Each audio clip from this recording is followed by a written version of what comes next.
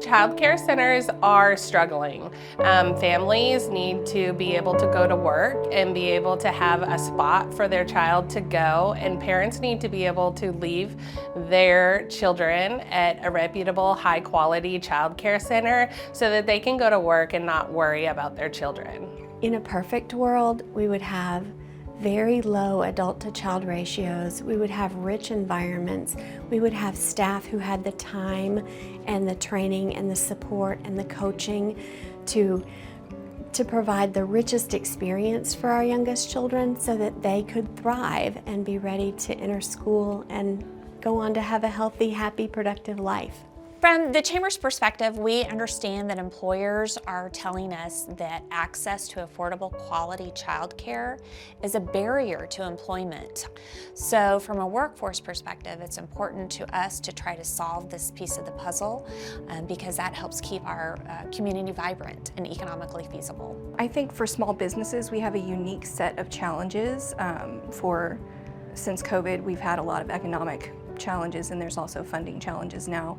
Staffing is a lot more difficult as far as recruitment and retention, and then the cost of having high quality employees has significantly raised what we've had to charge in tuition for families. I think the thing that we do really well in our community is we collaborate, and I think it's really important anytime we have an opportunity to come together with other leaders who are just as passionate about the work, that we can put our heads together and we can come up with even better solutions when we're all together. Everybody is at the table and understands the work that needs to be done and the collaboration that it needs to happen to take care of such a large topic like this, the need for childcare in our community. I want to be able to make sure that our youngest children are getting their needs met and that our youngest families are getting the support that they need in order to be effective parents and effective workers in our environments. We as a community need to address the stress that parents are under every day to try to work and find a spot for their kiddos to be safe and to have high quality and continue to develop. It's wonderful having a group of professionals to collaborate with and to hear the different challenges that are being faced across the board at all different levels of early childhood education. The work that we've done on this team has been valuable because I think we were able to really be intentional about the process that we were going to follow with collecting data from a variety of resources and a variety of agencies to make sure that we got a clear picture of the entire community. I think it's exciting anytime we can put numbers to represent our lived experiences.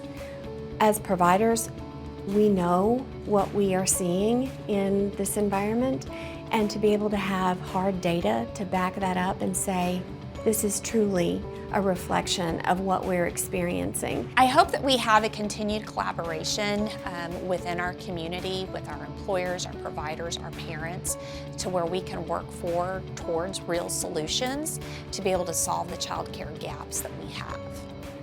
My biggest hope is systemic change that elevates the work that early childhood providers are doing with children and families, that honors their investments in our youngest children, and that stabilizes workforce and children.